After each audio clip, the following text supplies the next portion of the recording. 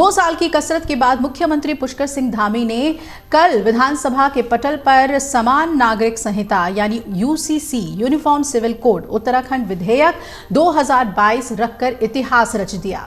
सदन में बिल पेश करने वाला उत्तराखंड देश का पहला राज्य बन गया। विधेयक में प्रावधान कई किए गए हैं और इसके मुताबिक बेटा और बेटी को संपत्ति में समान अधिकार देने के साथ लिव इन रिलेशनशिप में पैदा होने वाले संतान को भी संपत्ति का अधिकार दिया गया है। अनुसूचित जनजाति समुदाय के लोगों पर यूसीसी लागू नहीं होगा, जो ट्राइबल लोग हैं। सदन में विधेयक पेश करने के बाद सीएम ने यह भी कहा कि यूसीसी में विवाह की धार्मिक मान्यताओं, रीति रिवाज, खान पान, पूजा इबादत, वेशभूषा पर कोई असर नहीं होगा। कल सदन के सारे कामकाज स्थगित कर सरकार सदन में 2002 पेजेस का यूसीसी विधेयक लेकर आई और इस प्रक्रिया को लेकर सदन में विपक्ष की नाराजगी पर विधानसभा अध्यक्ष ऋतु खंडूरी ने 2.5 घंटे सदन स्थगित रखा ताकि बिल के अध्ययन के लिए समय मिले। शाम करीब 6:30 बजे सदन स्थगित हो गया और चर्चा के बाद आज बिल पारित होने की संभावना है।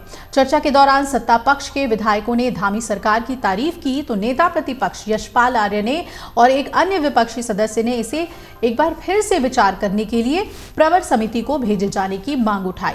इससे पहले सीएम धामी हाथों में संविधान की पुस्तक लेकर विधानसभा में पहुंचे थे।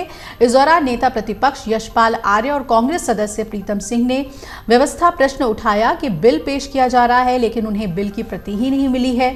उन्होंने स्पीकर से बिल का अध्ययन करने के लिए समय देने की भी मांग की। अब आपको बता दें कि विधानसभा में भाजपा स्पष्ट बहुमत में है। उनके पास 47 सदस्य हैं। कुछ निर्दलीय विधायकों का भी समर्थन उन्हें प्राप्त है। ऐसे में यूसीसी विधेयक पारित कराने में कोई कठिनाई नहीं है, यानी कि आज ये पारित हो सकती है। चर्चा के बाद यूसीसी विधेयक पारित होना तय माना जा रहा है। वहीं जो समवर्ती सूची के विषय हैं उनकी वजह से पारित होने के बाद विधेयक राज्यपाल के माध्यम से अनुमोदन के लिए राष्ट्रपति को भेजा जाएगा और विधेयक में शादी, तलाक, विरासत और गोद लेने से जुड़े मामलों को भी शामिल किया गया है। अगर इन विषयों की हम बात करें तो खास तौर पर विवाह प्रक्रिया को लेकर जो कि प्रावधान बनाए गए हैं उनमें जाति, धर्म अथवा पंथ की परंपराओं और रीति रिवाजों से कोई छेड़छाड़ नहीं की गई है। वहीं वैवाहिक प्रक्रिया में धार्मिक मान्यताओं पर कोई फर्क नहीं पड़ेगा। धार्मिक रीति रिवाज जस के तस रहेंगे। ऐसा भी नहीं है कि शादी पंडित या मौलवी नहीं कराएंगे। खान पान, पूजा, इबादत, वेशभूषा सब कुछ वैसे ही रहेगा। विधेयक में 26 मार्च साल 2010 के बाद से हर दंपत्ति के लिए तलाक और शादी का रजिस्ट्रेशन यानी पंजीकरण कराना अनिवार्य हो जाएगा। रजिस्ट्रेशन न कराने पर ज़्यादा से ज़्यादा 25,000 रुपये का अर्थदंड का प्रावधान है और साथ ही विवाह के लिए लड़के की न्यूनतम आयु 21 और लड़की की 18 साल की तय की गई है। हलाला और इद्दत जैसी प्रथाओं को इसमें खत्म किया गया है। महिला का दोबारा विवाह करने कि किसी भी तरह की शर्तों पर रोक होगी।